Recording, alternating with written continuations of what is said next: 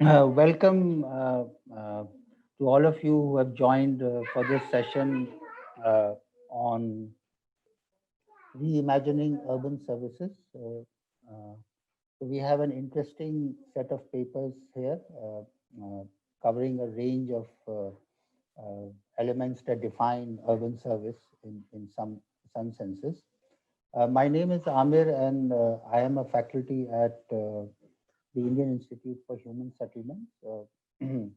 Although my primary interest areas are climate change, energy, and disaster risk resilience, but I do teach urban infrastructure and services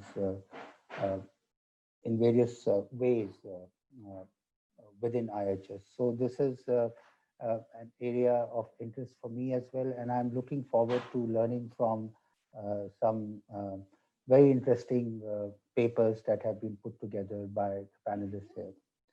So just for the benefit of people who have signed in and are listening to the presentations, we have 5 papers here, and I'll just briefly, very briefly, introduce what those papers are all about, and then we'll start.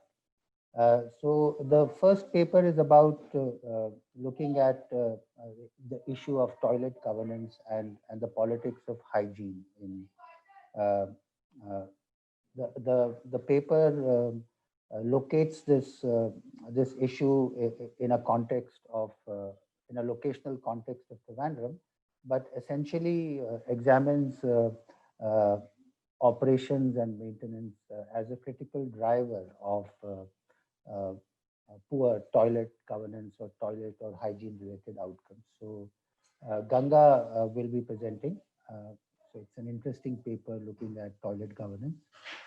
Then we'll move on to Sid. Sid will be talking. So it's a very conceptual paper where he's looking at the various concepts that have kind of defined urban water management over the years.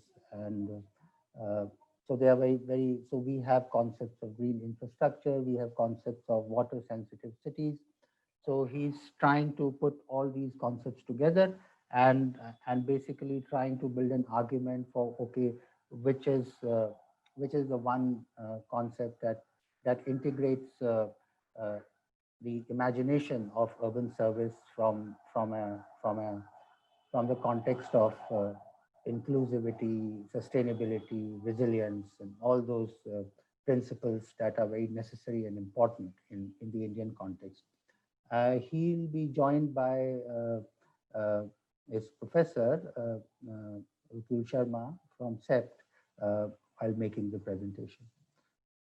Then we'll move on to basically ground this in the real world, where we have Harshita talking about a case from Shivpuri in northern Madhya Pradesh, very a small Indian city, and she'll basically locate probably some of these issues in the context of water supply.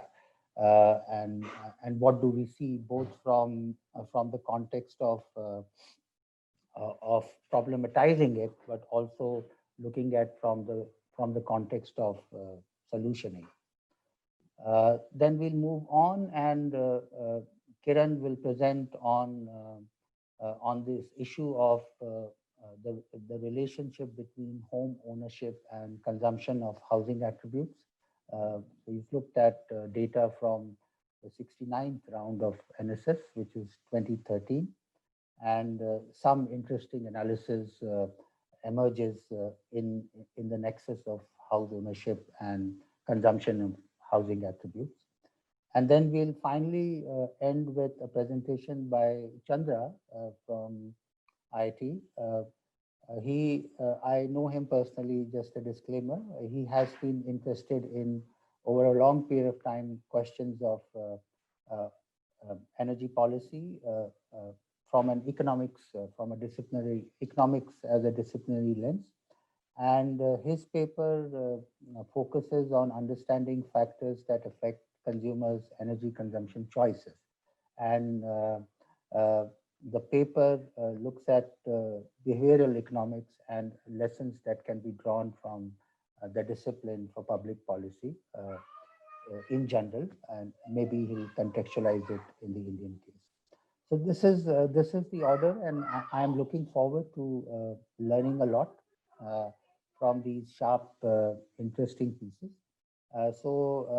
Without any further delay, we will start with Ganga's presentation.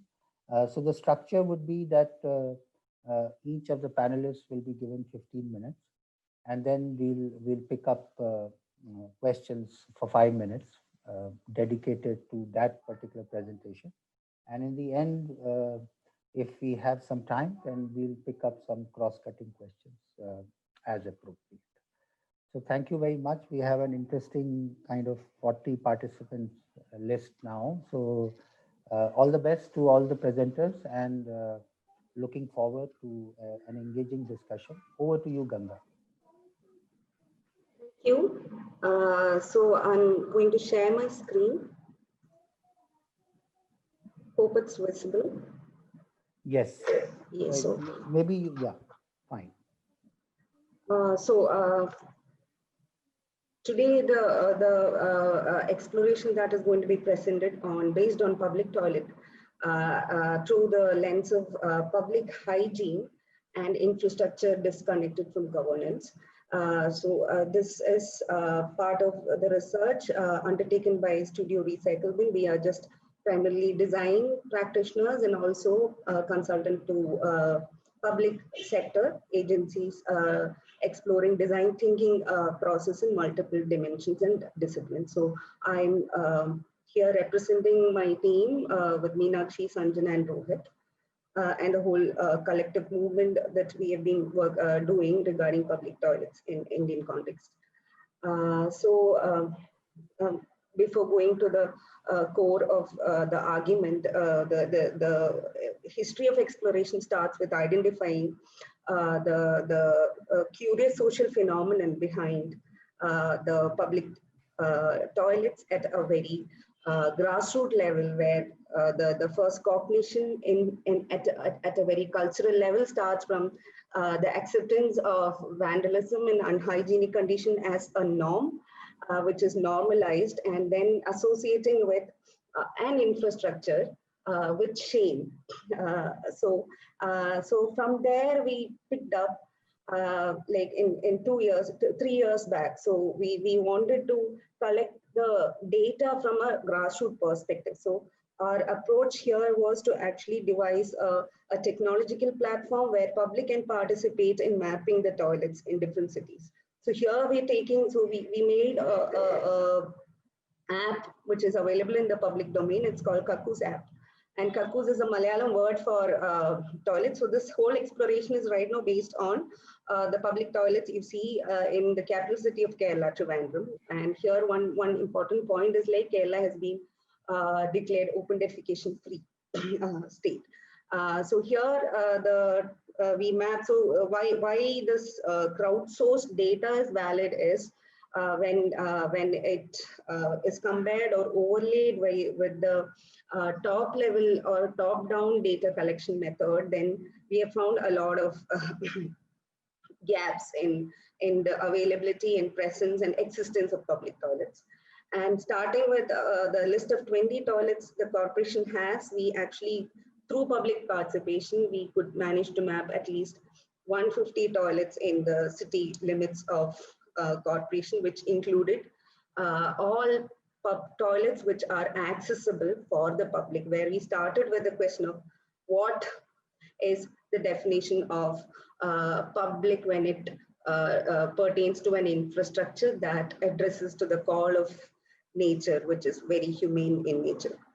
And from there, so this is the map we had of the entire toilets, and this is kind of an analysis we started off. So with our background in urban design and architecture, we started off from a very typology based decoding and deconstruction of an infrastructure from multiple dimensions. And from there, we actually made a process that actually made us unlearn about the parameters we have to consider while we look into the phenomenon of public toilets. So where the core argument from a very layman's point starts from the idea of hygiene. And then as we went more into it, we found the narrative. So there were like public discussions we conducted regarding toilets in public domain from multiple disciplinary experts. And from there, it all drips down to a kind of a blame game in terms of searching for the responsibility of hygiene with multiple stakeholders of a toilet. So, and we arrived at like looking at hygiene as a wicked problem, the way Rittel and Weber frames the social problem, addressing social problems from a planning perspective in dilemmas in a general theory of planning. So the idea of problem of public hygiene qualifies all the parameters of how we can define a wicked problem from a planning perspective.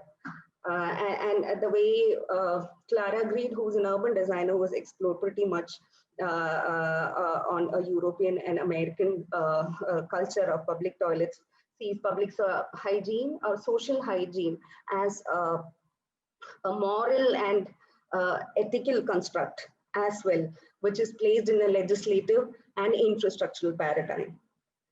So here, the methodology we adopted was to explore the typology of public. So here, that's how we actually unlearned from an infrastructural point and connected it to a finance model and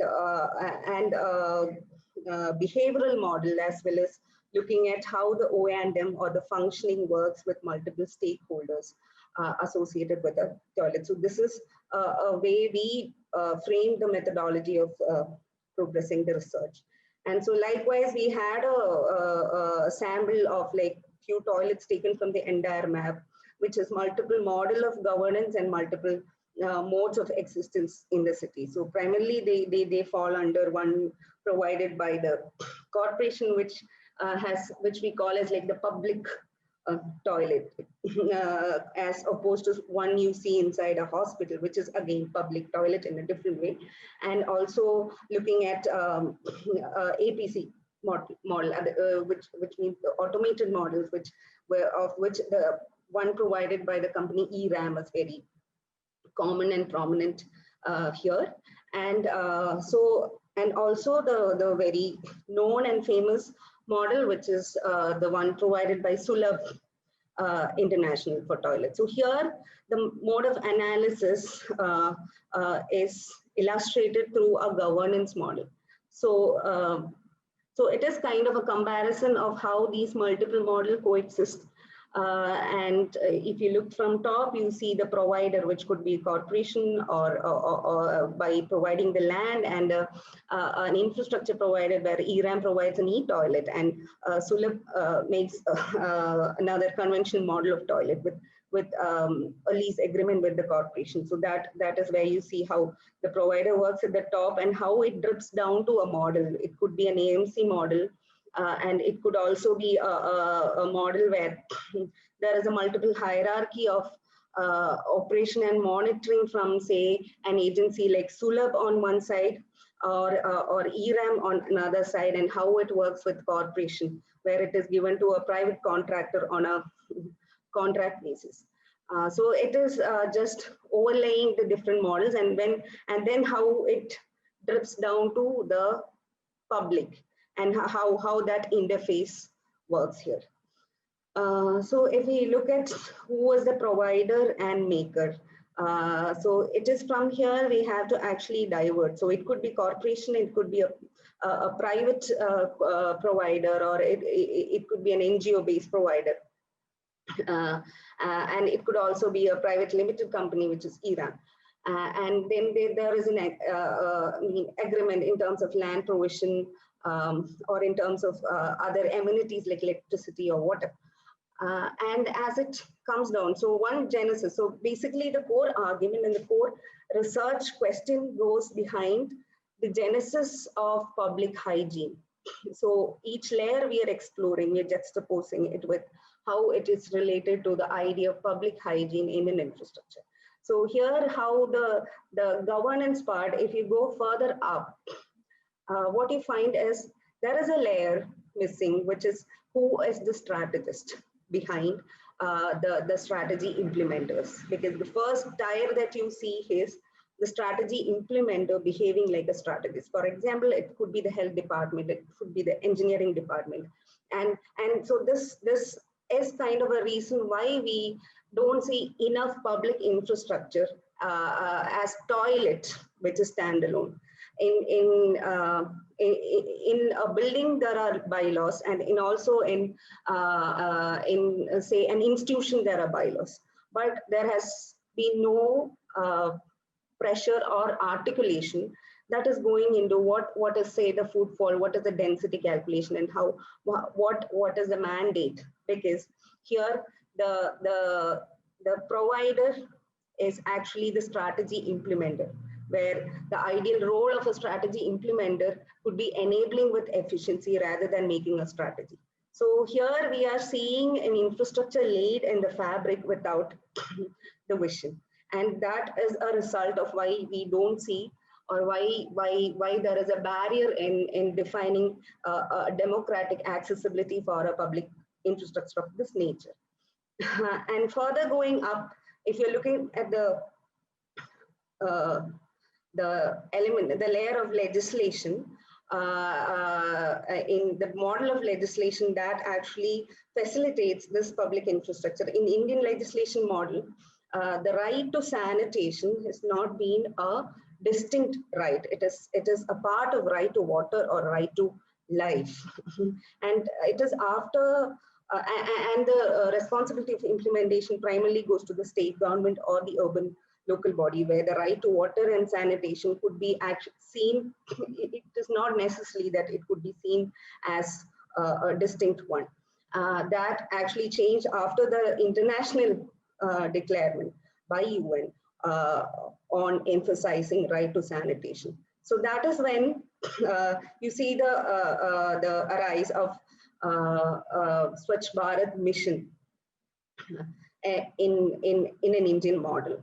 And it is being compared to an Ethiopian model of strengthening Ethiopia's urban health program, where Swachh Bharat is, again, if we correlate with our the article of right to sanitation and water, here it is overseen, or it is entitled to the Ministry of Drinking Water and Sanitation, which is overseen by the Ministry of Housing and Urban Affairs, and which drips down to assigning the responsibility of implementation to Central Public Work Department, which is primarily a department of engineering nature.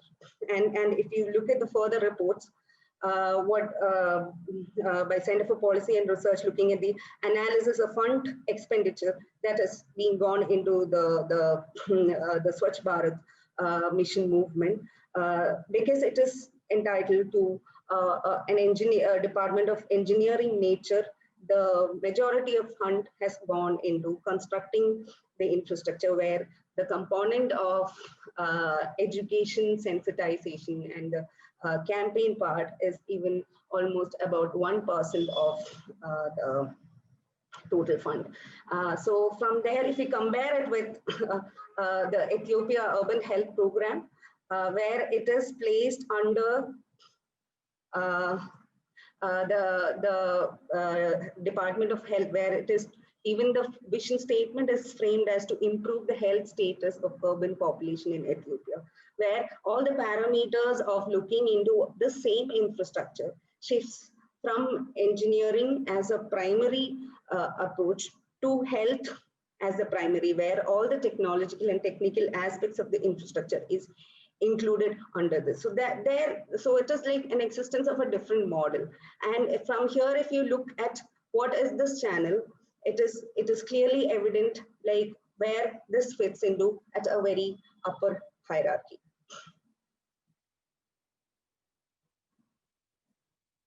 And now coming from that layer, if you come down, what is visible is the next layer. After an infrastructure provision, what happens to an infrastructure like toilet? So there are multiple models of like contractor being engaged, a private contractor is being engaged by a tender amount, or an AMC team working on it a day. So there for ERAM and Sulabh, we can look at the perspective of multiple hierarchies working within their system of monitoring the performance of the infrastructure. So there are multiple models for different types of toilet, and here we have for the sake of comparison, we actually kept one toilet where this layer doesn't exist. So after the corporation, it is directly given to public, and it is interesting to see how that works. And so what is interesting in all these layers is when there is a system, or even when there is an absence of system on the O&M partner of the toilet, what you see is a void from the left side, which is the governance side or the public authority side.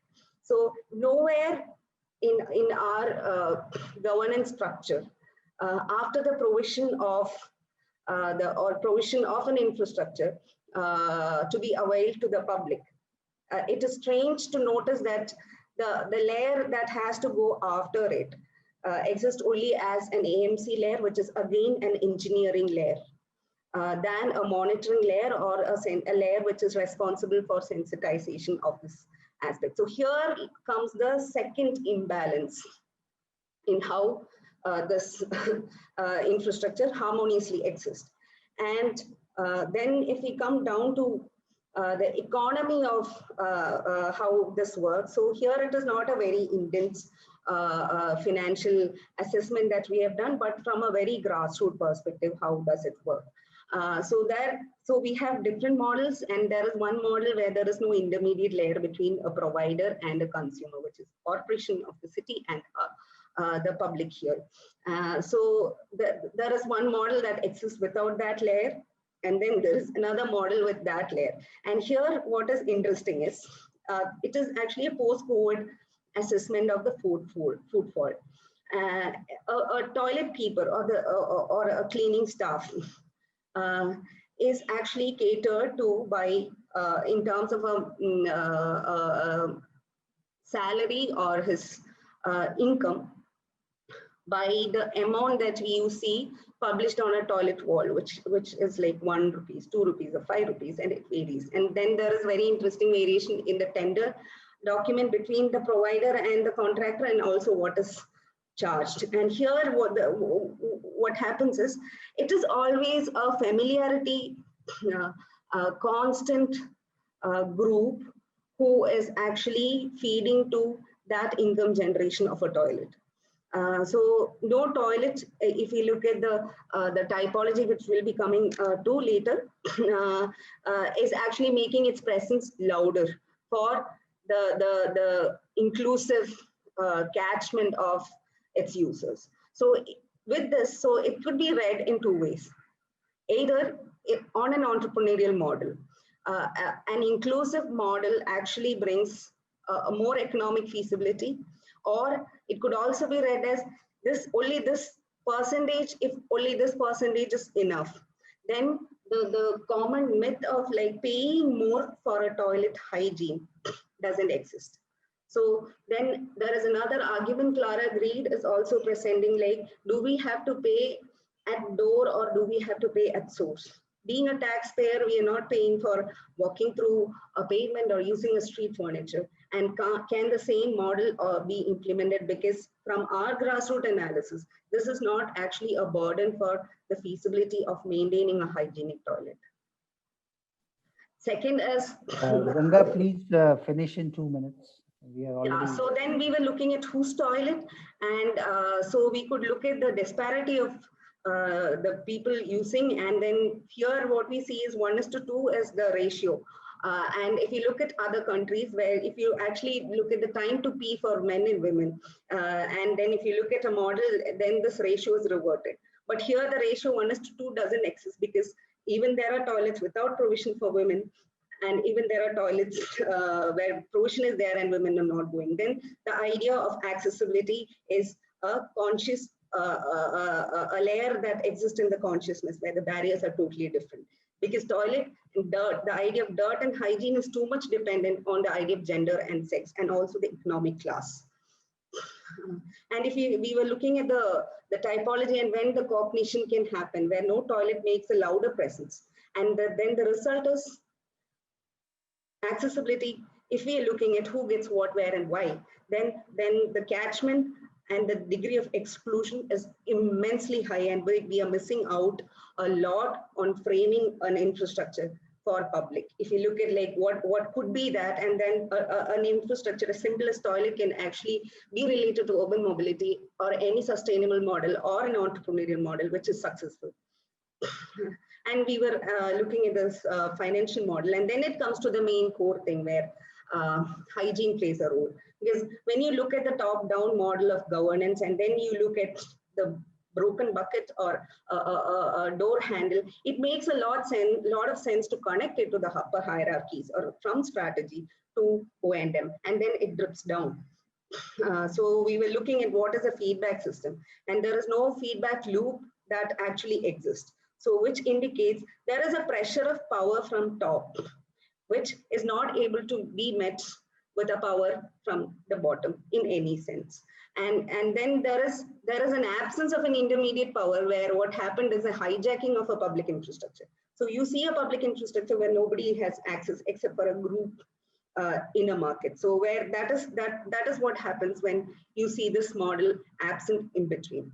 So the core argument that we are trying to make here is when we look at the dynamics or the genesis of hygiene, it is so much connected to all the layers starting from a legislation and the model of very intense analysis of a financial model or economic feasibility towards finally going, before we go into the idea of public being a consumer, where if you frame the question of like whose toilet are we building, then you identify a broken bucket could also be connected to all the macro layers of a society.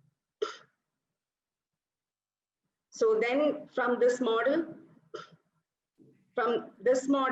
where we place the idea of the grassroots level observation, we actually shifted the narrative of placing this particular idea to a different model where the same material blueprint could be placed with a different narrative of power. So here we are linking the equation of hygiene to a narrative of power that exists in the society. With that, I'm concluding. Okay, thanks, Ganga. Since we've already exhausted 20 minutes and I haven't got any questions as of now, so we'll pick it up later, and if there are any questions, I have one, but I'll park it for now. But let's move on to Sid and Rutul and hear what they have to say.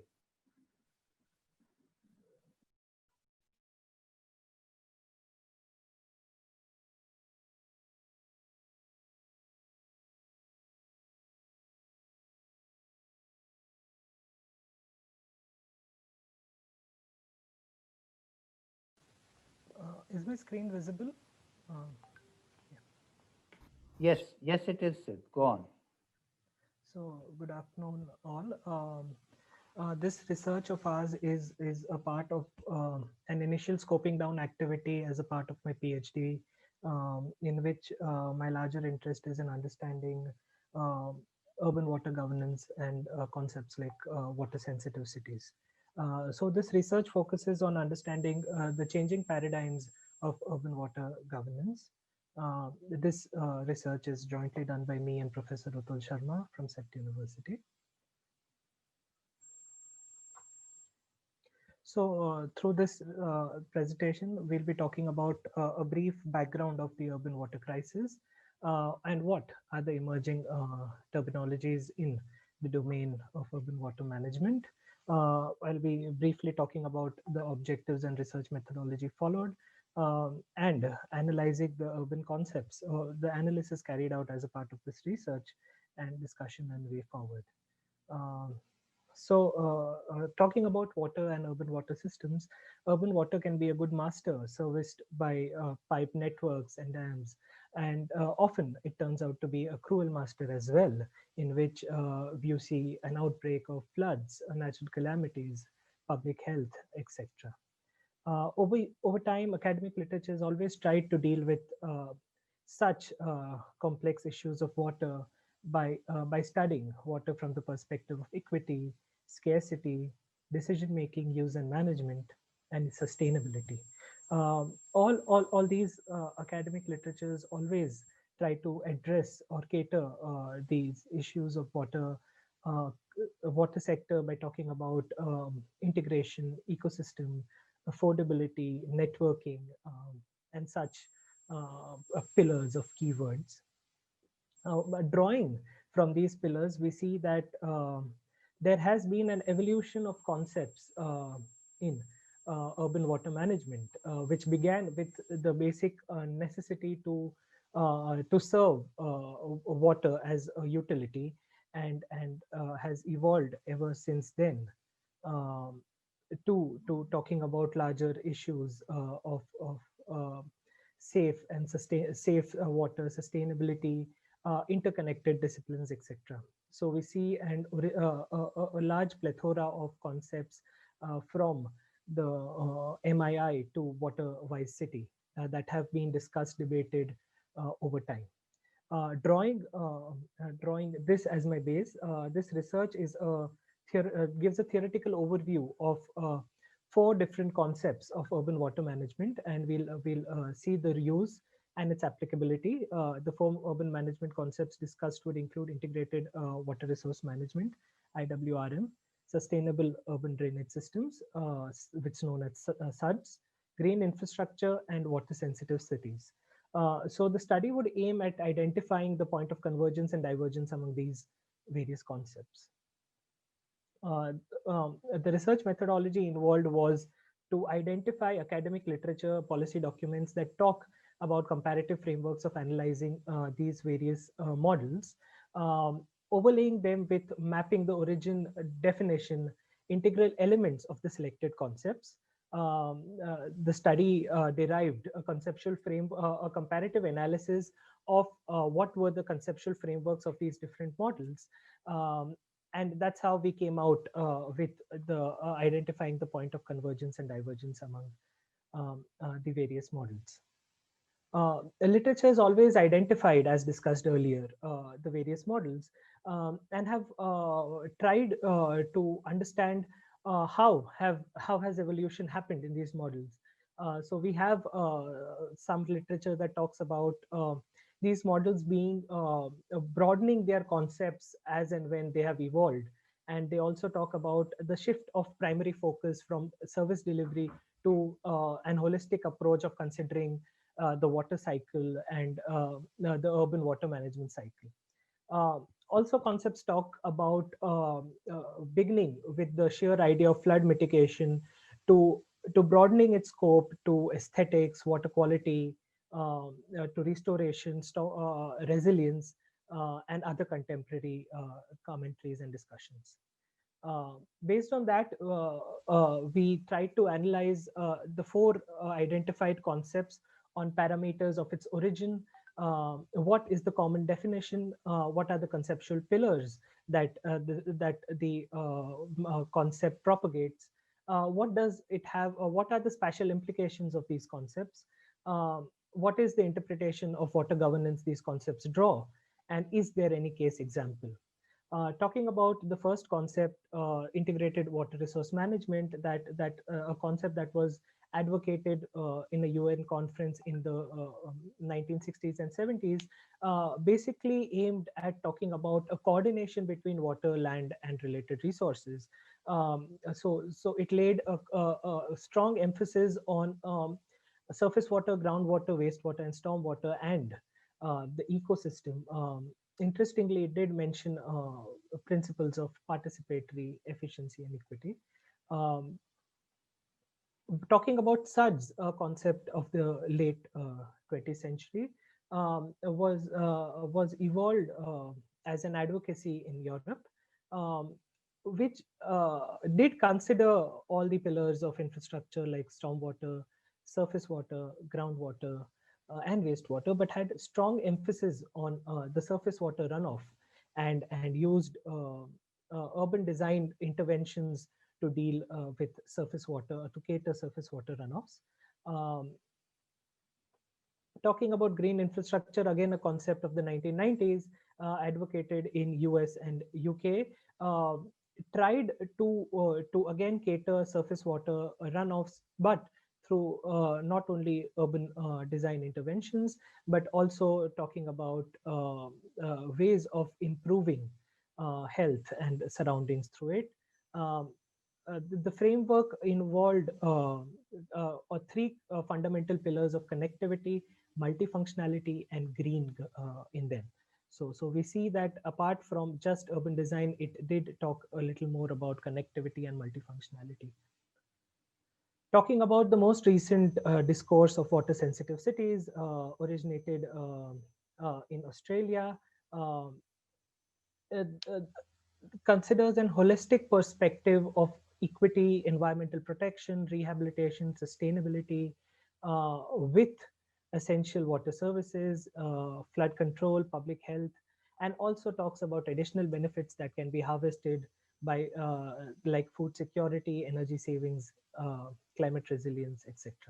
Um, Water sensitive cities lays its foundation on three pillars that talk about water catchments, ecosystem services, and water sensitive communities.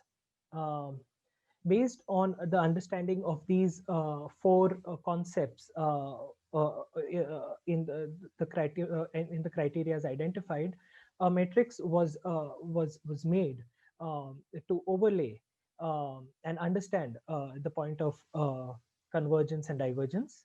Um, a comparative framework was based on three pillars, which included water-wise urban planning, multifunctional and adaptive infrastructure, and capacity building and stakeholder collaboration.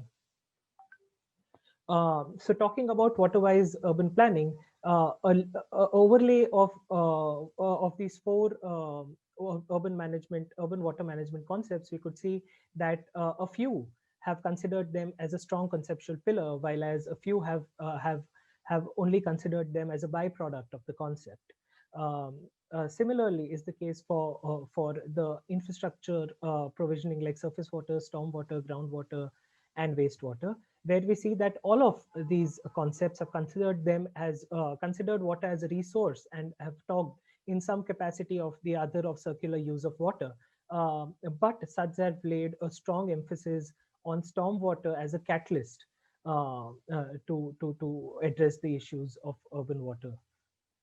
Similarly, capacity building and stakeholder collaboration. Interestingly, we see that the first concept of IWRM did talk a little about equity, and water sensitive cities definitely talks about it has a pillar on capacity building and communities. So apart from that, the other two seldom mention about any of these aspects, and hence we could get a strong comparison of what are the point of convergence and divergence of these different concepts um, uh, with respect to the pillars identified. Um, it was very evident from the study that effective utilization and management of urban systems was one of the strong point of convergence among all the identified water management concepts.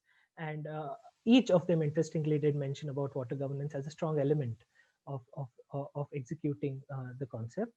Um, Interestingly, it was observed that the divergence was could be attributed to the context-specific origin of these concepts and differential considerations of the pillars. Um, Largely speaking, while they may be commissioned in different contexts and have a different nomenclature, they possess a common thread, a unified vision of integration, sustainability, and resilience in different capacities, of course.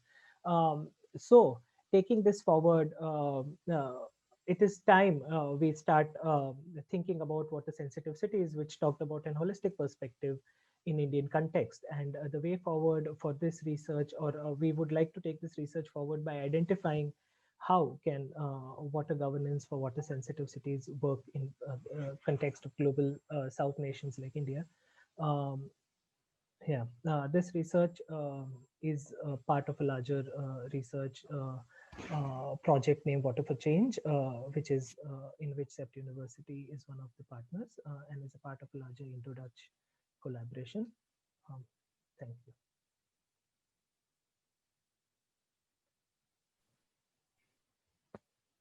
Thank you very much, Sid.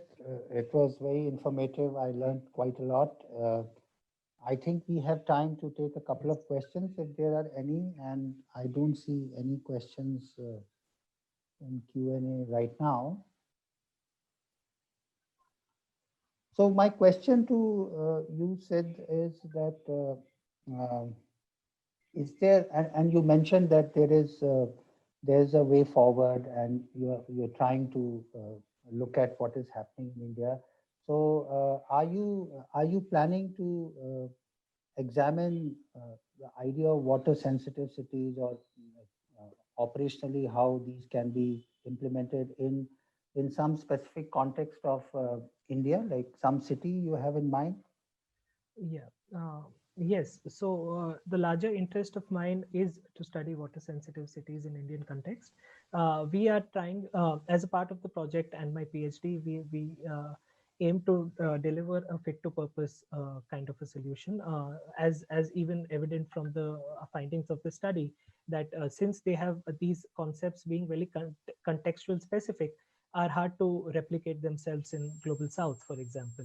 So our attempt is more for context-specific solutions. But as of now, we have thought of Bhuj as a case city for this study. We also have in mind Bhopal and Calicut as secondary cities of similar scale. But yes, for now, I'm thinking of Bhuj. Thank you, thank you. I'll be keeping a track of this. The supplementary question is that based on your assessment of till now, in terms of examining these conceptual elements, etc., and you mentioned that there's this idea of uh, a concept being a byproduct, and there's this idea of a concept being the main pillar. What is your hunch on governance as a critical driver in terms of delivering this, and what's your like starting proposition that what could be those elements of governance that could potentially play a critical role? For example, do you think that participation is the key in a bottom-up way? Some thoughts on that? Yeah. Based on and especially my research interest is from water governance. So I've definitely considered water governance as a strong pillar when it comes to seeing all these concepts. And I see that there has been a mention of water governance right from the IWRM to water sensitive cities. And that's largely because the discourses around the 1970s onwards have also talked about governance as a strong driver to address water crisis. So and talking about the pillar of governance that could cater the solution, I have not deep dived into it, but a participatory governance is something that I'm exploring, along with transformative and adaptive governance. So these are the three pillars of governance that I would be further exploring later. Based on the literature I've done as of now, these come out to be as strong pillars in water governance. Yes, thank you. I'll be looking forward to reading up on this work going forward. So uh, a question has come for you, and that's where we'll stop. And this is a very interesting question. The question is that, look, why are you, so it's a question of scale. So the question is that, why are you taking it at a city level? And there's a long history of people divided in the country. Like some people still believe that planning should be at the river basin level. And why are we like downscaling to city? Uh, as in, we are drawing water from 150 kilometers away, 300 kilometers away, etc. So the question that has come up is that why are you not looking at why are you not looking at this idea of water sensitive cities from a township or a neighborhood level, and why city is a unit of analysis? I think so. That could be considered as one of the scopes of our projects, of course. And apart from that, all these concepts, if I forgot to mention the scale, which always talk about river basin as a unit for consideration of integrity. And we always debate whether urban boundaries should be considered. So township becomes even a narrower scale of consideration. So that could be one of the ways of looking. Of course, there have been literature that also talk about scales like township that the question mentions, but that may be considered as my entry point, that I talk about scales at river basin levels. Yeah. Rutul ma'am, would you? I mean, see, when we talk about water management per se, and the issues that he discussed in the starting of his presentation, you cannot tackle down those issues at a singular level. You'll need a multi-level approach to really deal. For example, if you're looking at equity perspective of water, you'll have to look down at a neighborhood level or a township level. But if you're looking at the management level or the water supply level, then of course, as Amir, you were saying, we might have to draw water from 150 kilometers away for a city to function. So in such a scale, your watershed, your river basins would play an important role. How do you really adhere to the water catchment areas? How do you really conserve the water? How do you really manage the flow of the water system and the network of the water elements that are there within this whole framework? So when we talk about either of this either of these 4 or 5 approaches which Sid just discussed, it is not a unilateral level that we'll have to discuss. We'll have to scale it and scale it down. And to be very frank, I mean, you will when we talk about the water sector, you have to look at a macro level and then zoom down to a micro level. Because if your river basins, if your catchments are not well managed, you cannot manage a lake at a neighborhood level. So, you're altering the flow system. So, you will not be able to look at a lake within a township or a neighborhood if you do not have your old system in place. So, thanks for the question, Kumar. And I think, Sid, we could include this particular point also in the paper somewhere. So, about the scale point of view. Yeah. Wonderful. Thank you, Sid. It was nice to hear you. So let's now move on to the next presentation, which is actually linked to this. And let's see what is the situation on the ground in a small city, Shivpuri in northern Madhya Pradesh. So I'll invite Harshita now to talk about her research, and maybe we'll have some interesting moments to discuss, interesting ideas to discuss in the light of what Sid presented. So over to you, Harshita. I would like to quote Singhals paper 2020. The most important lesson during the pandemic is that we need to assure everybody has access to clean water. Good afternoon all. I'm architect Harshita Mishra. I've done my post-graduation in environmental planning. My research topic is the domestic water supply scenario of small Indian cities, reform service delivery and futuristic solutions. According to the World Water Assessment Program 2019, the map in the figure 1 shows India lies between 25 to 70% of physical water stress. Harshita, your voice is a little not so, we are not able to clearly listen to you. Can you speak a little louder? Oh, okay. Am I audible now? It's still on the lower side. Okay, wait a minute, I changed my headphones. Yeah. Maybe it's because of it.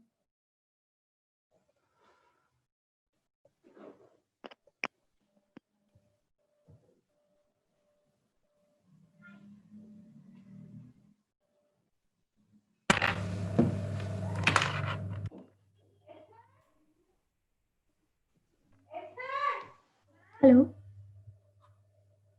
Hello? Yes, it's better. Okay. Yeah. I had just explained about the first figure, which says India lies in a between 25 to 70% of physical water stress. As we all know, water is essential for life, but it is difficult to manage due to the nature of its physical existence. Thus, we need a costly infrastructure for its transportation. The increasing water demand with the increasing population, along with the climate change impact, make its use unsustainable, leading towards water scarcity. And this water scarcity can be in terms of unavailability of water resources or weak institution or inadequate infrastructure. The SDG Goal 6 said by United Nations also say everyone should have access to clean water. Now, and talking about the access to water, around 663 million population are not having access to improved drinking water, and 2.1 billion are not having access to safely managed drinking water. The problem statement for this research says a lot of intervention has been made in urban water sector for last many decades, but still a large portion of urban population has to adapt to insufficient water supply service quality. With this problem statement, 3 research questions had come across. The first one says how the increasing demand, urban water issues, and climate change or environmental factors had influenced the city's water sector over a period of time. And the second question says how the city population cope up with the existing water supply challenges associated with the inadequate service quality. And then the third question is how to address how to address the existing challenges in Indian urban water supply system. This had structured the research. Now, why is important to do a study on a small Indian cities? Depending upon the size of a city, it varies with the what water sources the city is using. In the case of small cities and larger towns, the more water is used from the groundwater than the surface water.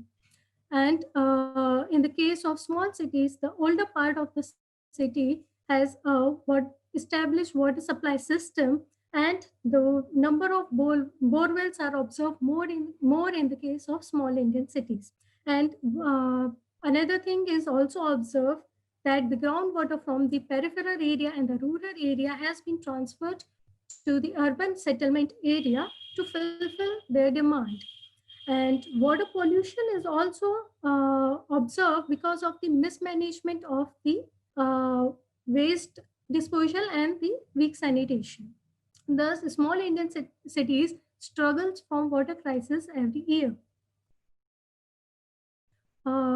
Introducing the study area, Shivpuri is a small city in the northern part of Madhya Pradesh, India. The municipal area of the city is 34.68 square kilometer with a population of 1.8 lakhs. The city lies in a drought-prone region, and the people of Shivpuri have the issue of water access. Now, understanding how the water sector had reformed in Shivpuri, it has been understood in dividing in 4 phases. First, how the urban development occurred in Shivpuri, then how the old water supply system has functioned, then what all environmental impacts had occurred, and then later about the new water supply system, which is going to be and exist in Shivpuri. So the city urban development starts in 1850, and the more emphasis on infrastructure was given between 1894 to 1925. And at this time, many lakes were constructed in the city. The old water supply system was established in 1939 with a capacity of 5 MLD. And this is restricted to the core area of the city. And the fringe area is entirely dependent on the groundwater. And the whole demand of the city was at that time was 9 MLD, and the water supply system was able to provide only 5 MLD, and rest was being fulfilled through groundwater. Later, the source of the water for the core city was the Shakya Lake, and due to the runoff of the city and the untreated wastewater discharge into the nearby lake, the water of that lake got polluted, as the geographical location of the lake is below the city is in the upper elevation and the lake in the lower elevation. So the water in the lake was polluted and shifted to a the intake well was shifted to other place for the same lake and named it as Madhav Lake.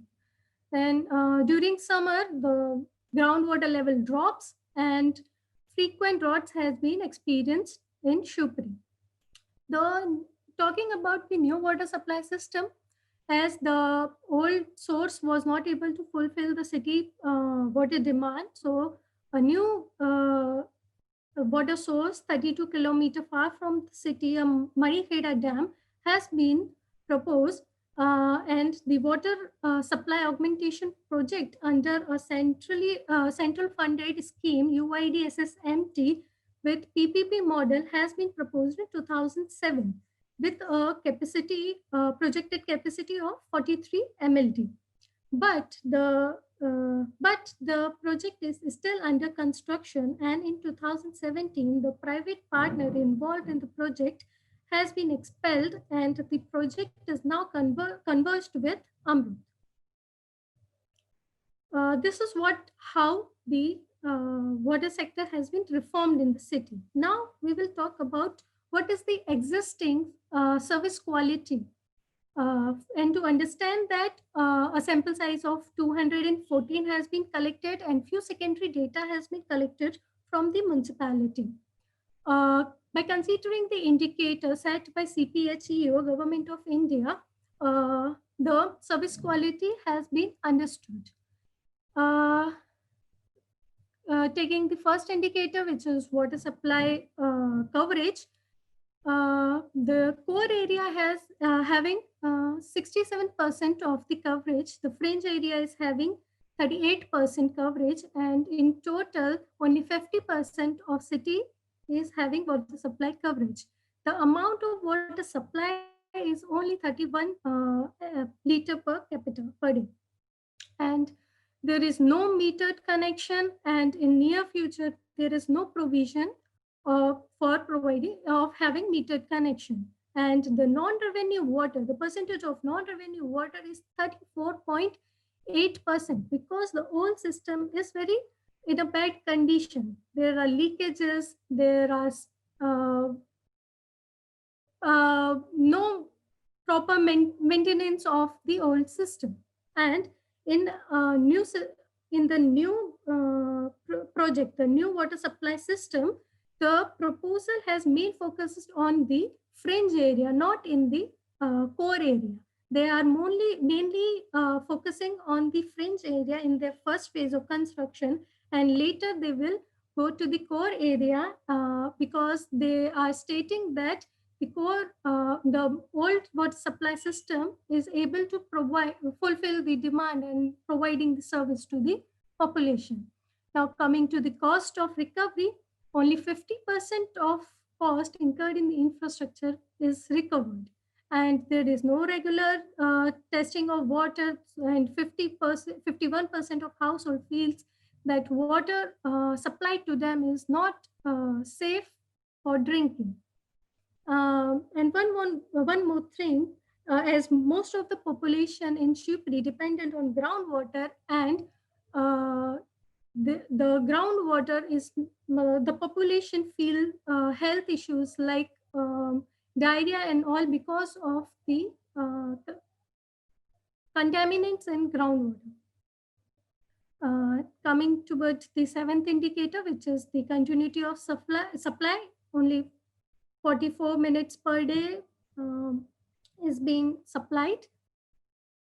The complaints, the most observed complaints from the consumer side is they have insufficient quantity of water and the water supply is at a very low pressure and no regular charges has been collected from the user side. And this map shows the yellow lines is the coverage area of the core part and the blue line shows the coverage in the fringe area and the whole gray shaded area depends on the groundwater.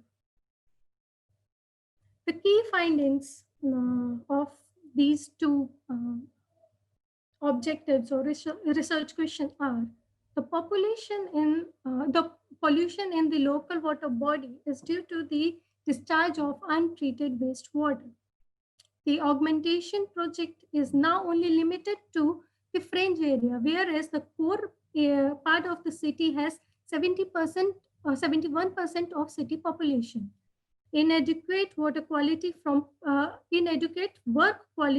private partner is somewhere due to the lack of monitoring from the local body. The project construction work started in 2009 and still it is under construction. The city experiences high water stress, especially during summers. The tankers has been a major water source for the city. 90% of households depend on transported means of water during summers through private tankers, municipal tankers, and bottled water. Public investments, investing high coping cost in terms of tankers, water bottles, etc. It ranges between 400 to 1600 rupees per month.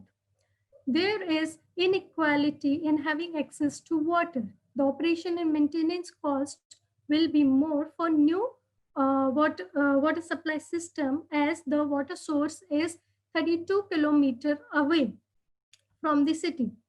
Out of 13,000 legal household, only 26% pays regular bills. High non-revenue water makes system more unsustainable.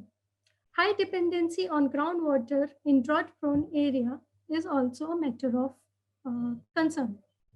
Now, what can be the alternative? So the figure in the left side shows the existing scenario, existing urban water scenario in the city, and in the right side figure shows what can be the alternative. There is a gap between the water demand and the supply. So if the source of water is near to the consumer, then it can be a solution. So we can go for reuse of treated wastewater. And for that, there should be some building level standards for household wastewater treatment. And it will also give a direction whether what could be the barriers for adopting treated wastewater for domestic use, and as the public participation will be involved, so will public be accepting this source of water? Thank you. Yeah. Thank you, Harshita. Just on time. Thank you for all the hard work and the information provided. Very insightful. So, are there any questions for Harshita? I have just one question, and meanwhile, if anyone has, can type in the Q&A section. The question for you is that what is the reason for people not paying up? only 26% you said that pay regular bills. So what is the reason you found that why are not people paying up? Very less population is dependent on the piped water supply system. They said they are dependent on groundwater, and groundwater is managed by a community under a Jan Bhagidari scheme. By public participation, they had constructed bore wells, and the population is mainly dependent on bore wells. And they said we are not taking the we are not getting good quality of service. So why should we pay?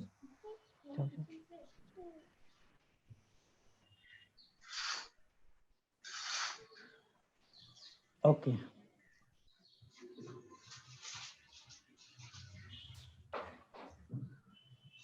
I don't see any questions coming up as of now. So thanks, Harshita. We'll see if there are any questions towards the end. So we'll move on now and Thank you. to the presentation by Kiran on housing, home ownership and housing attributes. So over to you, Kiran. Yes, thank you. Yeah, I'll just share my screen.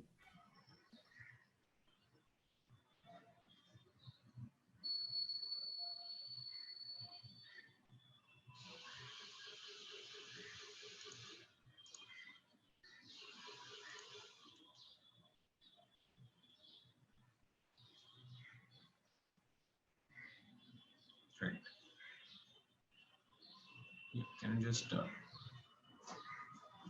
okay. Good afternoon to all. We'll be basically talking about the kind of effect of home ownership that the decision households take to become homeowners on their housing consumption. And we can move to the next slide. Yeah, so just a background, from 1981 onwards, when we have the population census estimate about different sort of housing tenures, the home ownership in urban India was around 53% in 1981. It has now risen to nearly 70%, about 69% in 2011. It must be, it must have moved ahead as of now. It's almost 10 years to this last census. It's not surprising, like there is a sustained rise, like in a sense, households desire to become homeowners. It's a very, it's a natural part of how they see their particular life path ahead of them. And across the countries, across the cultures, this desire has been found. There are several policies which kind of are conducive also to this home ownership. Like in 1980s, HDFC was formed and there was overall kind of expansion of bank credit to the home buyers that clearly played a role. Recently, in 2015 onwards, there was Pradhan Mantri Awas Yojana that was launched, which is a credit rate, interest rate subsidy to the prospective home buyers. And these, apart from that, there are tax soaps given to the homeowners. So clearly there are policies which are also conducive for household becoming homeowner, families becoming homeowners. There is an implicit understanding policymakers have that home ownership is something that is associated with improved housing consumption. And apart from that, why policymakers might be keen to improve home ownership has some other reasons as well. One other reason is there are positive externalities arising out of increased participation by homeowners, because homeowners often find stake in collective decision making that is required for the provision of local public good and other things. There is a recent research by Tanu Kumar where she has shown that this government housing lottery, the people who won the lottery are often more participative in the local body elections and aware of the local politics vis-a-vis people who lose out in that lottery. And then households build wealth through the home ownership and they attain a financial security, especially during the later phase of the life, elderly. It's good that they will be living in their own home. So it has been kind of generally seen as a good thing that many families are becoming homeowners. But there is a kind of limited evidence on improvement in housing consumption per se. There is one recent evidence by Lee in case of China.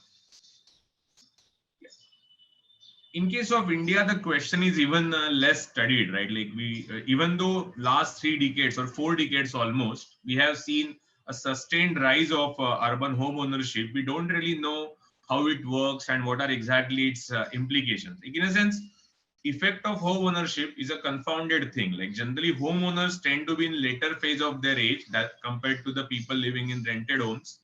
They also tend to be kind of at a higher level of earning because of their like more number of years in the labor pool. So much of the effect of home ownership, like homeowners living in better homes, can be simply the effect of income. The decision to become homeowner per se, how much it affects their housing outcome, is kind of not much understood. So housing, as we know, is a kind of bundle of various attributes. There is a floor space, there is like where it is located, then there are other structural features like ventilation and surroundings. A lot of factors are kind of part of what we say housing. It's a bundle. So when somebody becomes, a family becomes homeowner, do they have an increase in all attributes of housing, or is there some sort of trade-off underlying that they have to kind of give up on certain attributes to gain quite a bit on other attributes? That sort of question is something behind our research. So there are a few studies which are like limited in geographical reach, and they might not have a, like, we cannot generalize them for the kind of make some argument about home ownership in urban India. Yeah, so what we do here is we use the nationally representative data from 69th round of the NSS, which was conducted in like July to December 2012. And we consider basically non-slum urban households because I think the market participation or kind of it's more formal decision making these households have. We also focus on only certain type of dwellings and certain type of tenures. Basically, we consider only the renters, people living in rented dwellings, and owners. Other categories we exclude. They generally are not really kind of that extensive also. So it's not a big sort of loss as you see in the numbers here. Our the basic sort of approach that we have towards this question is we want to explain the effect of home ownership, and we will go for the multivariable approach. So we basically have a lot of variables apart from the basic ownership variable. So we kind of think of housing as made up of different attributes, as I said earlier. So one, we group these attributes into some major groups. So one of first group is housing quality variables, which include the floor area, floor space available in the dwelling, number of rooms, structural features. So these are like the broad groups that we will be considering. The constituents of the broad groups are explained in the later sort of parts of the slide, as you see. So these are the big groups, 5 groups, which we'll be considering: floor area, number of rooms, structural features, the sanitation outcomes, wash outcomes, and environmental factors. So floor area and number of rooms are kind of self-explanatory, and others have different components as kind of mentioned here. As you see, for example, structural features as material used in roof, wall, and flooring, then the condition of dwelling structure, what sort of like the quality of ventilation, type of kitchen availability, and electricity availability. Generally, we code this question in whether they have a minimum quality or not and kind of construct an index. I think Shreya, co-author, will explain that part better. Yeah. And then we have the ownership variable, which is basically a dichotomous 1-0 variable. So if household is living in a own dwelling, the value will be 1, otherwise it will be 0.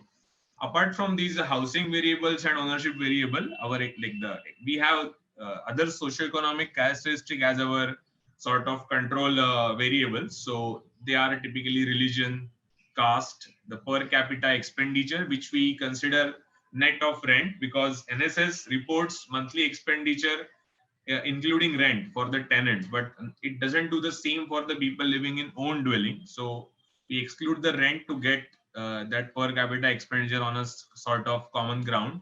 Then other control variables are there, as you see. NSS region we kind of put in to kind of proxy for the urban region, that any urban region will have some of its own bearings on the household choice in living in those, like typically the dwelling choice of households living in that region. So that also goes as one of the control. Yeah. Over to you, Shreya.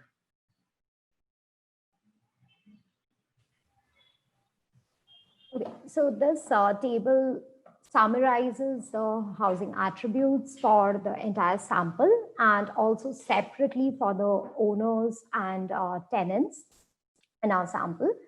So if you just simply look at the means, so these are the sample means, so it kind of seems that owners tend to occupy larger dwellings when it comes to the area in square feet.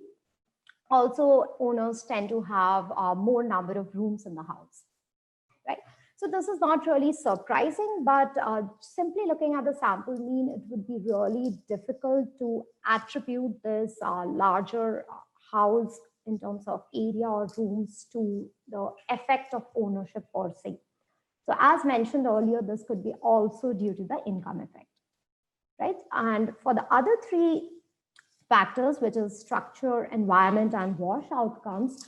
So what we do is we actually simply add the attributes. So 1 is actually the presence of the attribute and 0 would be the absence of the same. And if we compare the means, again, for owners and tenants, these are more or less comparable. However, for structure and wash outcomes, the owner sample seems to perform slightly better, though for the structure, it's not really significant. So at this juncture, it would be really difficult to comment whether there are trade-offs associated with ownership choices of households in Indian urban scenarios. So we also have the means for the other attributes. So maybe we will go and talk about the methodology a little better. I'll just skip this slide for now. Okay, so given the nature of our data, so one possibility is to use OLS method. However, the estimates obtained from this particular method could be biased and inconsistent in case the ownership variable is endogenous. And there is a large literature in the urban economics context which talks about the fact that ownership is indeed an endogenous variable in the system. So this would be thinking about a scenario where suppose the ambitions of the household head could affect both the ownership status as well as the housing outcomes. So a standard practice and empirical literature in such a scenario would be to use an instrumental variable approach. So that's exactly what we use in our study as well. So specifically, we consider two instruments. One is the share of hospitals in the district, and second is the share of places of worship in the district as our instruments. So we obtained the data for these variables from Census 2011. So the conjecture here is that we believe that a higher share of hospitals in the district and similarly a higher share of places of worship in the district should be positively related to our endogenous variable, which is ownership. However, it should be otherwise unrelated to our housing outcomes. So we additionally also provide statistical evidence to ascertain whether these conditions are met or not. So with the help of these two instruments, we employ the IV two-stage least square method, wherein in the first stage, we actually estimate the linear probability model, where we predict the probability of a particular household owning the particular dwelling where they are staying as a function of these two instruments along with other socioeconomic characteristics. And in the second stage, we use the predicted probability of ownership as the explanatory variable along with the other factors. The beta 1 coefficient in the second stage actually captures the ownership effect on housing outcome mentioned earlier. So moving on to the results. So this table actually presents the OLS results, and we would be cautious in interpreting the coefficients here because of the issue associated with endogeneity. The key takeaway from this slide would be that it appears that ownership could be related to housing outcomes in India. So that's like what is the key takeaway from here. So we would move and present the second stage output obtained from the IV2SLS method. So if we look at the first column here, which is basically the regression output of log of area and square feet on ownership and other factors, and we see that there is a positive and significant relation. Specifically, if we talk about the effect size, it seems that owners occupy houses which are more than double of what they would have occupied in case they were tenants. So that's a really like strong effect size in some sense. If we go to the second column, so again, we see that on an average, ownership is related to a larger house and they tend to have more than one additional room. Now coming to our third column, which is the structural index. So in our regression framework, what we do is we convert the structural index into a Z-score here. And there appears to be a weak negative relation. Weak in the sense that the coefficient is only significant at a 10% level of significance.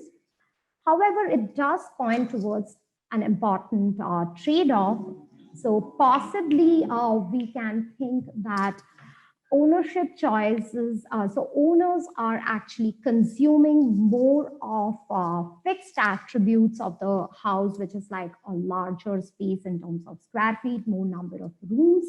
And in turn, they are compromising on certain structural factors, such as the quality of material, so the material used for constructing the roof or wall. So these are the parameters that the homeowner can invest and at a later stage. Similarly, if we go to the fourth aspect, which is the microenvironment or the environment index here, again, we see there is a strong negative relation. So it appears that the microenvironment in which the owner's stay is kind of inferior, and this is more in line with what we have seen in the suburbanization literature, that owners often move towards peripheral areas. And this peripheral movement is something that can explain this negative relation. So one can kind of imagine that peripheral areas would have inferior microenvironment. So we believe that this negative relation not only presents the trade-off, but also is in line with the literature. Finally, for the wash outcomes, we really do not see that there is any effect of ownership. Further, we also report the first stage F statistic. The value is 91.92, which is much greater than the critical value, which points towards the fact that our instruments are relevant in the sense both the instruments are highly correlated with our endogenous ownership variable.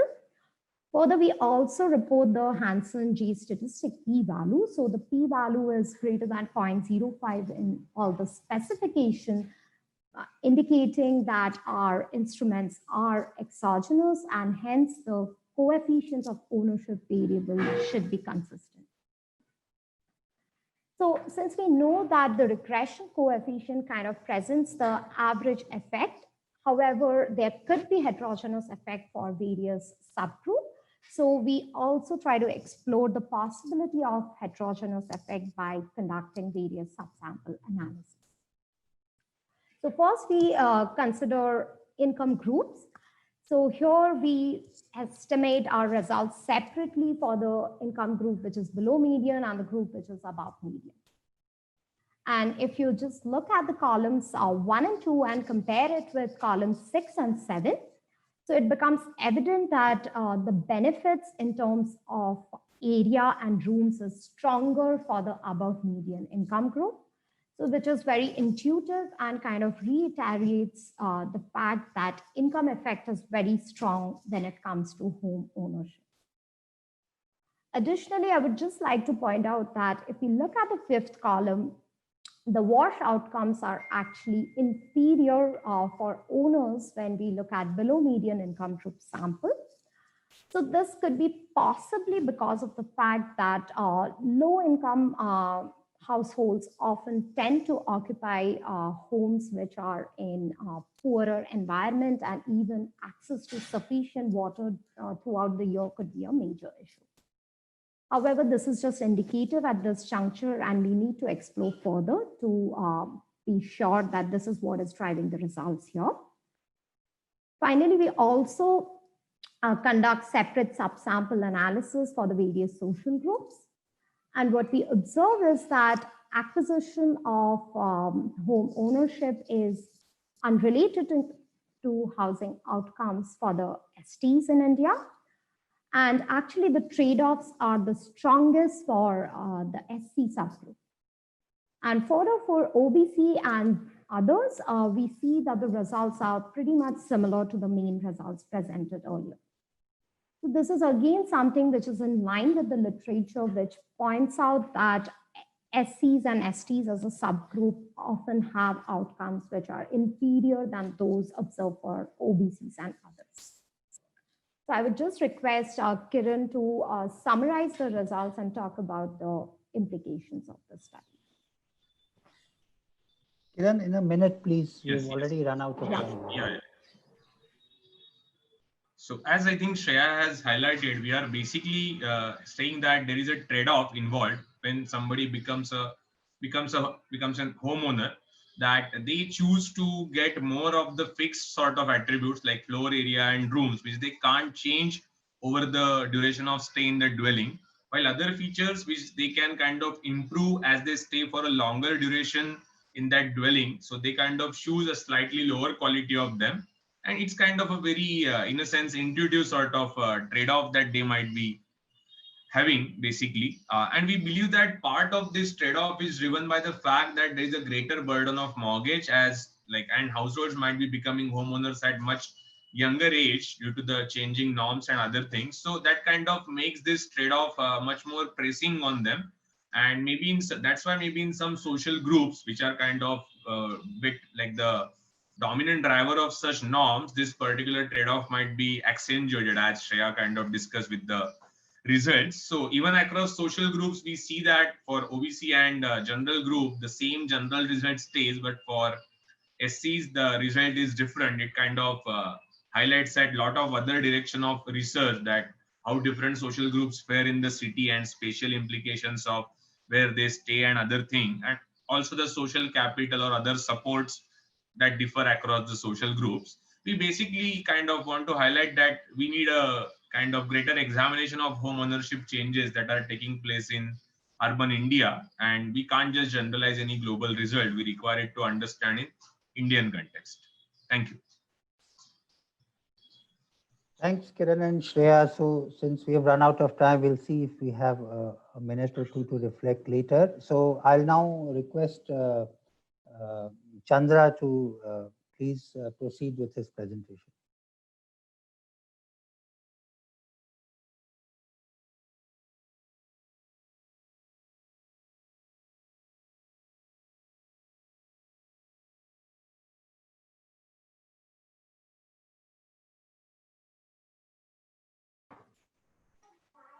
Chandra, we can't hear you. Maybe you are on mute.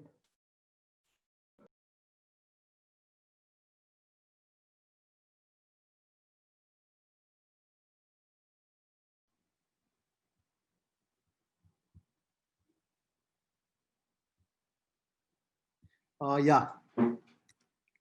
Is it audible now? Yes. Okay. Good afternoon, all of you. So I would like to present about what drives urban households' energy consumption behavior. Basically, it's a review paper. So we are looking at both the supply side as well as the demand side management. The supply side, basically, we are looking at the technological aspects, and demand side, we're looking at the behavioral interventions. So basically, technological versus the behavioral interventions, which basically works effectively to basically reduce the urban households' energy consumption across the world. So I would like to thank my co-authors Rahul A. Siroi and Sagarika S. Rao, who has written the paper with me.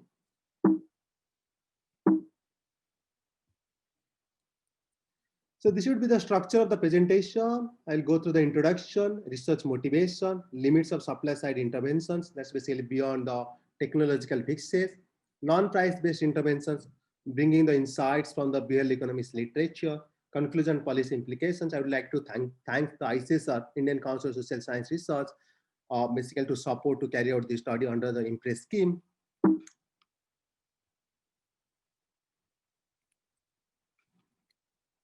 Introduction. As you know that from the literature, from the vast literature, it's already been talking about the energy consumption and economic growth. Those countries are growing much rapidly. They're consuming more amount of energy over the years. So between 1965 to 2012, if you look at the energy consumption around the world, grew at by well over 200%. Out of that, share of electricity is around 17% in 2017, and projected to increase by 20% in 2025 and 24% in 2040. So similar to the other developing countries, as the developed countries, in India also, energy demand has been substantially increased in the last few decades. If you look at the literature, you'll find that many developing countries, the energy demand, demand for the electricity, basically resident sectors, apart from the commercial sector, has also been increasing over the years. There is a demand basically from the urban context. If you look at that, middle income and the lower middle class communities now start demanding about more electricity because they can afford several household appliances. That's why demand is coming up from mostly apart from the higher income communities and middle income and lower income class urban dwellers. So that's why the demand for the electricity is increasing, likely to increase in the future. So census 2011 pointed out that 31% of total population in India consuming 39% of the India's energy, basically the 31% is basically urban population. The energy consumption has doubled between 2000 to 2015. By 2040, the Indian demand for energy will account for 25% of the total energy demand. So looking at the demand for energy, looking at the relationship between the energy as well the greenhouse gas emissions, there is always obvious that, as you know, that half of the electricity, half of the energy demand made through the fossil fuels. So therefore, when you demand more amount of energy, so basically you're emitting more amount of greenhouse gases into the atmosphere. That's basically lead to a climate change issue. So now the question is, given this, there's always a question that let us reduce the use of the energy. Let us think of moving to a cleaner energy, because that's basically the goal of the goal 7 of the Sustainable Development Goals, affordable and clean energy. So now the question is, looking at both the sides, both the supply as well as the demand side. Basically in the supply side, if you look at that supply, the policymakers are always looking for that, how to meet the increasing demand for the energy by 2040 or 2050 or 2100. So how to meet that? Basically, they're looking at how to supply more amount of energy, because always the consumer demands 24/7 electricity. So how to meet the demand for energy in future? By through the fossil fuels or shifting to the non-fossil fuels. Basically, we have committed in the Paris Agreement in 2015 that by 40% by 2030, reducing the emission of GDP by 20 to 25%. But I would like to mention that going by the literature, maybe I'll come a little while, the efficiency need to meet energy demands in the long run may not be unrealistically high. The question is that when there's availability of cheap and efficient technologies, when you basically, apart from the supplying electricity, generating electricity from the clean sources, but also we are also trying to, from the supply side, trying to provide the efficient technologies. But availability of efficient technology does not automatically result in its actual adoption by the end users. Because as you know that in all the literature, if you look at any technology adoption literature, any discipline from all the sectors, you'll find that there is basically low adoption of the technologies. Similarly happens in the case of the energy sector or the household appliances. So basically you find that energy efficiency gap. There's basically emerging of the energy efficiency gap. So basically talk about the there's available cheap and efficient technology, but doesn't mean that all the people will adopt those technologies. Okay, there's no directly relation that, okay, there's availability and there's adoption. But the adoption depends on basically the complex social, cultural, and psychological processes. The purpose of literature in this regard of demand management. When it comes to the demand management, basically reducing the consumption of electricity, there's two ways. One is that carrot and stick approach. Basically, you tax them, subsidize them, provide them incentives. That's basically carrot and stick approach. Basically, you tax them because there is always a relationship between that. When the price increases, demand declines, the elasticity, just calculate the elasticity to how much price I should increase. There's a decline of the demand. So basically, you tax them. That's basically carrot and stick approach, the Pigovan tax. So unfortunately, although we have to tax them as per the social cost of carbon, but unfortunately, we are not able to do that. Basically, because of the political issues, politically it's infeasible, and also incentivize them to basically adopt the energy efficient technology, basically the lack of evidence of effectiveness. Because few studies found that there is a effectiveness is not there if that incentivize them. Maybe I'll come to this literature a little while. The Davis et al. Paper is more important. Sometimes efficiency increases may actually incentivize overconsumption of energy. So other side of that, therefore it's imperative to nudge the households. Basically, nudge is basically non-price based interventions, which is basically cheaper or the cost effective. Basically, nudging the households to move towards a pro-environment behavior or adoption of energy efficient technologies. So in this paper, we are focused on two strands of literature. One is the limits of supply side interventions and non-price based mechanisms, basically bringing the reflections from the behavioral economics literature. So supply side literature basically talking about that how to increase the energy intensity or increasing the use of the inputs, per unit input or towards the output generation, okay, the energy intensity. And the second thing they basically talk about that generate energy through the renewable sources or technological innovation. Okay, but given that, we have not seen that there's no sign of decreasing the demand for energy. If you look at the demand for energy, it has been increasing over the years with respect to the population. So given all these things, we have not seen there is a declining of the energy requirement. But another thing that there's a technological innovation. When basically you do the technological innovation going by the economies of scale, okay, you produce the commodities at a lower cost. So which basically incentivize or motivate the producers to produce more energy. And on the other hand, since you produce at the lower cost, they provide at the low price, that's a increase the consumer's demand. Okay, that's basically the paradoxical view about the technological innovation, because you move towards a economies of scale. So going by the Jevons, that's basically lead to a Jevons paradox, basically resource efficiency costs, because it's efficiency. In name of efficiency, we are basically consuming more amount of energy. Okay, so that's basically the classical political economy. If you go by the Ricardo's classical work, basically when there's a limited supply of natural resources, that's basically the some resources, coal or the other resources is basically we can generate the energy. That's basically the limited supply. But diminishing the returns of capital and labor, because on the other hand, going by the economic definition, given the limited supply, when on the other hand, we have diminishing returns of capital and labor, the impossibility to sustain long-term growth going by the supply side arguments. That is, suppose you have going by the supply side only focusing on the technology as well as the innovation. So therefore, we need to think of other side of demand management, which basically we are still less evidence with respect to the demand management across the world. Basically, we're focusing on the supply side. Let me look at the energy studies. We have, given that we have rebound effect, basically rebound effect means you basically consuming more amount of energy with respect to the energy efficiency. Davis et al. Paper by Cash for Coolers program in Mexican government. Basically, in the Cash for Coolers program, they provided, they incentivized 1.7 million households in Mexico during 2009 to 2012 to basically replace the refrigerator and air conditioner with the better efficient or better star leveling, 5-star.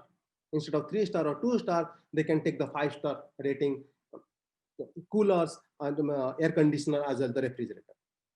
But however, what happens?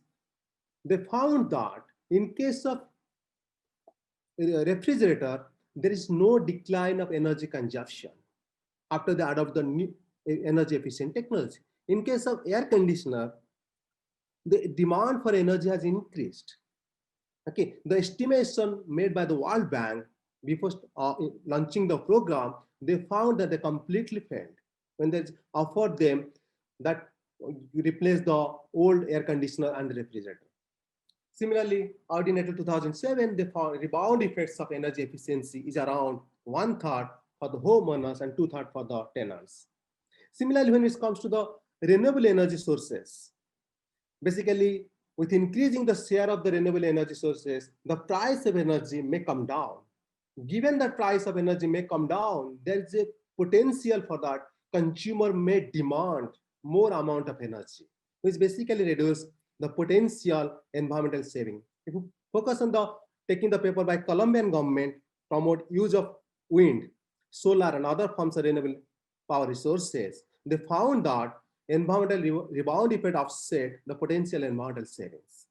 Similarly, the FAO et al. Found that the nationwide energy efficiency program, they're using a sample of 30,000 households in US.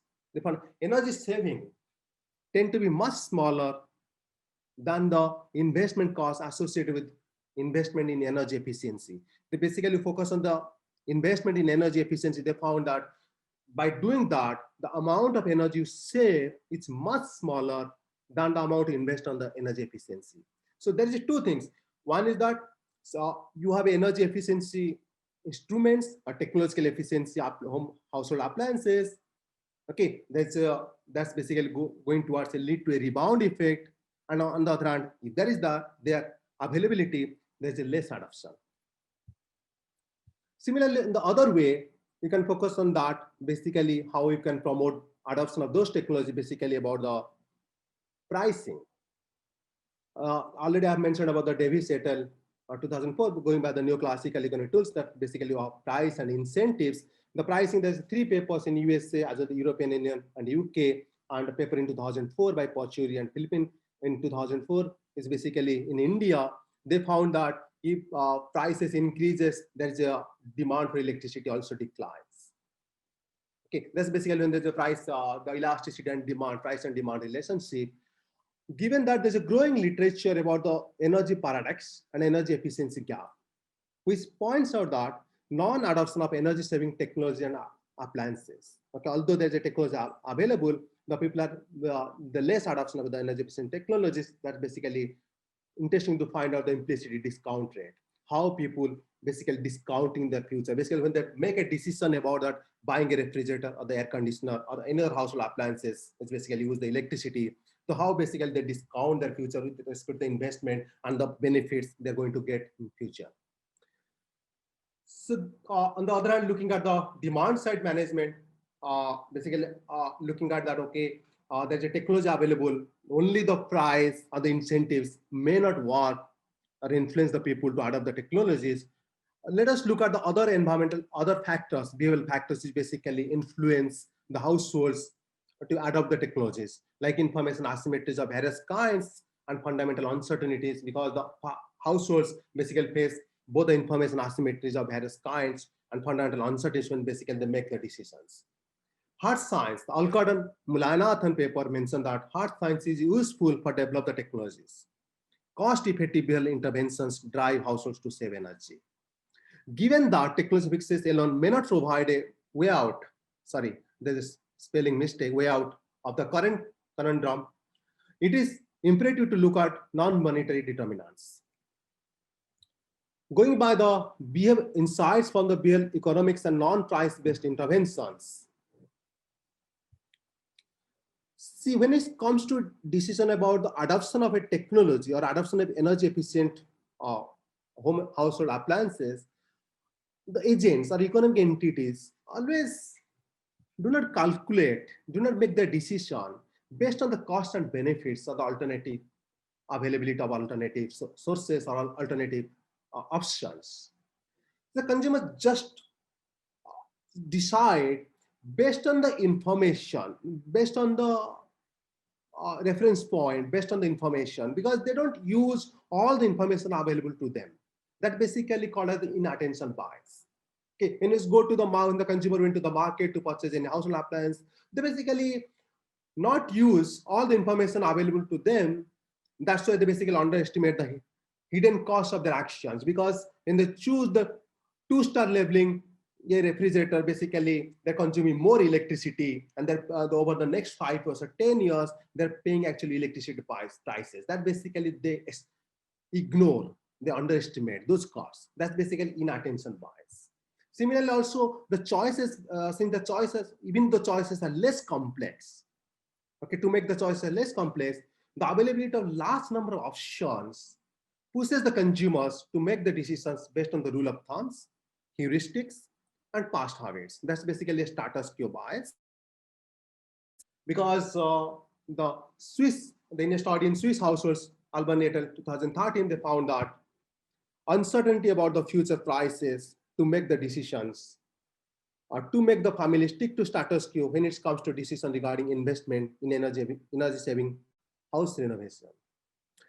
So due to certain psychological biases, limitation of cognitive resources, agents most often are not able to follow the standard outcomes predicted by the utility maximization, not going by the neoclassical economics principle that you're basically maximizing the utility by choosing a particular choice. If the consumers are, as you know, that when the consumers are driven by the psychological factors, so monetary incentives, the only monetary incentive, that's basically the price or the subsidizing them. That's basically the following case of Mexico, may not be enough to control the underinvestment in energy saving appliances. So basically, I'll just go to next. Basically the notch-based approach is basically studied largely in the last decade. Many studies have come out to study about the notch-based approach, nudging the households to basically reduce the energy consumption.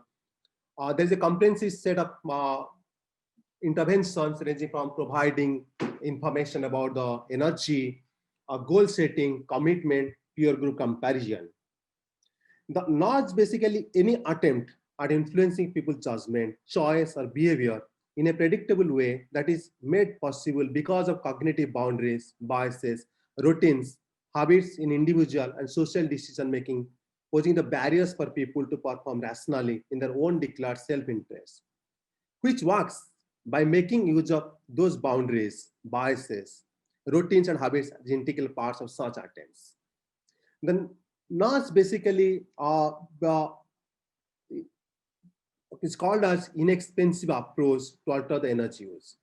The Brandon et al. 2017 basically review paper is a meta-analysis paper that they basically focus on the 38 natural field experiments. They found that behavioral interventions reduce the energy consumption by 35 to 55%, even after the treatment ends.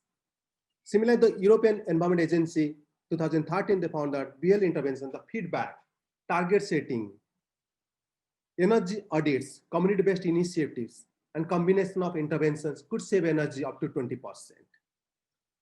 So going by the nudge, there's a different approaches adopted within the nudging approach. First, on the energy levels.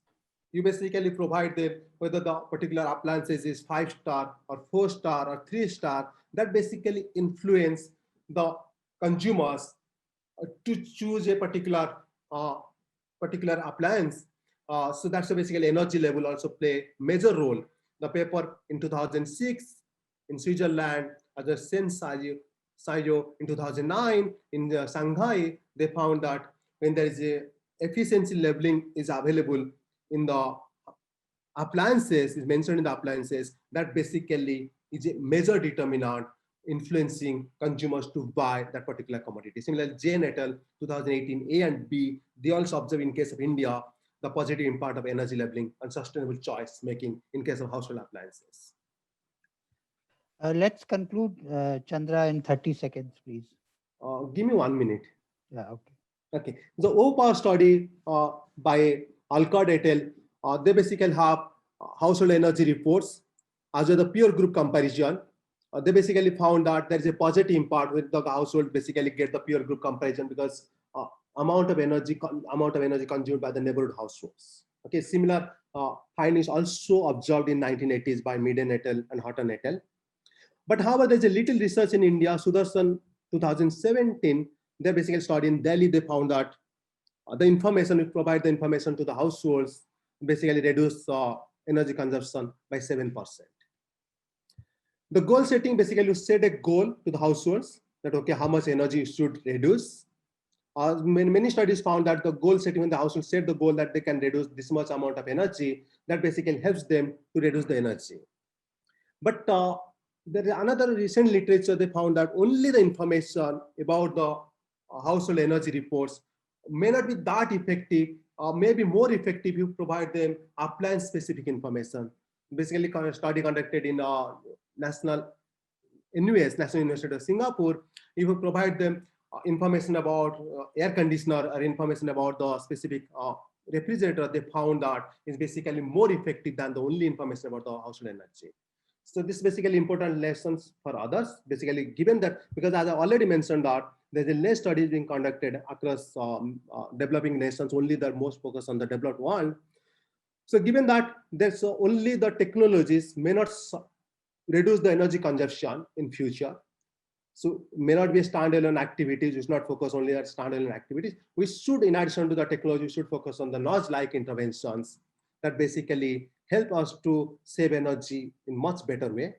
So therefore, the policy suggestion is that rather than thinking of energy sustainability in terms of supply side solutions, moving forward, it is becoming increasingly incumbent on policymakers to propose holistic, multi-dimensional solutions which seek to tackle demand side as well as the supply side. So I'd like to mention that in Bangalore, there's a WRI as well, the Tide India, and they have a program, Vidyut Raksha, basically with the Bengaluru, Mysore and Chennai. Their study found that, I've not seen it is published, but I've just seen their writings somewhere. The households were provided household energy reports of the neighborhood and tips for reducing energy consumption, basically reduced a 7% reduction among the 60% of the treated households. So thank you.